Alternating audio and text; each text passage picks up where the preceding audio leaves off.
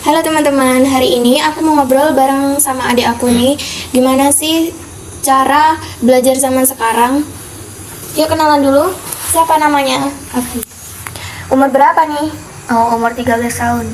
Oke, kalau belajar biasanya kamu pakai apa? Pakai buku, pakai HP, atau pakai cara melihat video? Pakai buku sama HP. Wah, keren. Kalau disuruh pilih nih, kamu lebih suka menggunakan buku belajarnya atau pakai HP? Buku. Kenapa? Karena seru membacanya sama banyak gambarnya. Pernah cari jawaban PR lewat Google nggak? Pernah. Lebih gampang atau gimana? Lebih gampang. Karena langsung cari materi ya? Iya. Kalau belajar nih, kamu lebih suka sendirian di rumah atau rame-rame bareng temen? Sendirian di rumah.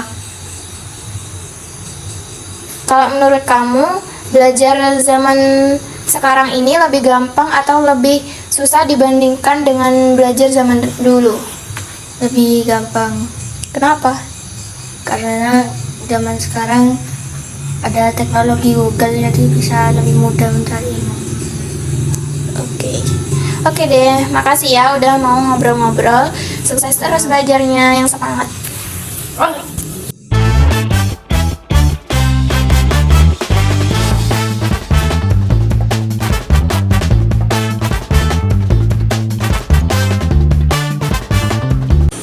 Hai, saya Afila Mevani Helmi dengan NIM 2341030500023. Pada video ini, saya akan mereview hasil wawancara dan observasi terhadap adik saya yang sedang duduk di kelas 6 SD dengan tema budaya belajar anak zaman sekarang. Nah, di sini saya akan mereview dalam 3 pembahasan. Yang pertama yaitu perilaku kognitif dan emosi, yang kedua nilai-nilai yang muncul berdasarkan budaya, dan yang ketiga itu pengaruh terhadap kesehatan mental. Yang pertama, perilaku yang diamati kognisi dan emosinya.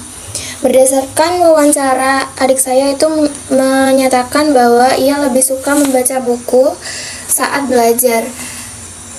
Ia merasa bahwa membaca buku itu menyenangkan karena banyak gambar yang lebih seru. Nah, namun berdasarkan observasi ketika saya melihat adik saya belajar, mengerjakan tugas, saya menemukan adanya perbedaan. Nah, ia itu justru lebih memilih menggunakan handphonenya untuk mencari jawaban langsung menggunakan Google. Karena terlihat enggan membuka buku pelajarannya, mencari jawaban di buku, dan lebih nyaman mengandalkan pencarian pada Google karena lebih cepat dan praktis untuk mencari jawaban daripada melihat buku sambil membacanya. Secara kognisi, hal ini itu menunjukkan bahwa meskipun dia memahami pentingnya membaca, perilaku belajarnya itu lebih dipengaruhi oleh teknologi. Nah, secara emosinya, ia terlihat lebih antusias dan cepat puas saat menemukan jawaban pada internet itu, tetapi mudah bosan jika harus membaca teks panjang dari buku. Yang kedua, nilai-nilai budaya yang muncul. Nah, dari pengamatan ini terlihat beberapa nilai budaya yang terbentuk, yaitu yang pertama nilai praktis dan instan, di mana budaya digital ini membuat anak-anak terbiasa dengan hal-hal yang serba cepat dan instan, sehingga proses belajarnya itu butuh waktu dan konsentrasi, jadi terasa membosankan.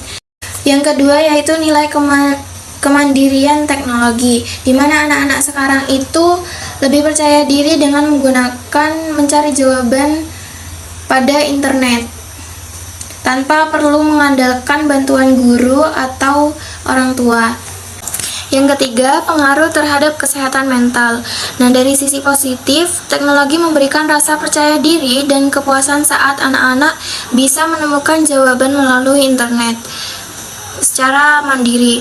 karena hal ini itu bisa membantu meningkatkan motivasi belajarnya.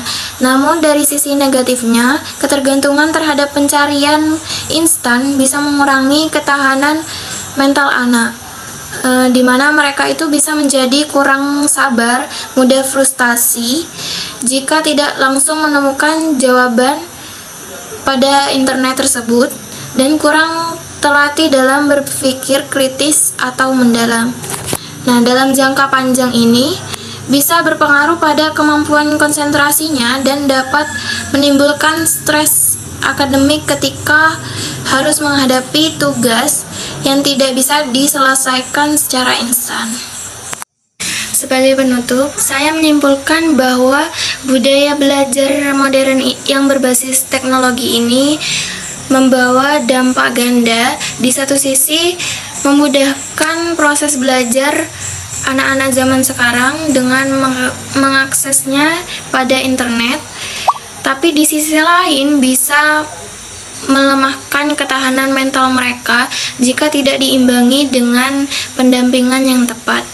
Nah, oleh karena itu, penting bagi keluarga dan sekolah untuk mendampingi anak-anak agar dapat menggunakan teknologi dengan bijak dan tetap membangun karakter belajar yang kuat sehingga mereka tetap menggunakan pikiran mereka, tidak bergantung pada teknologi. Terima kasih telah menyimak review saya. Bye-bye.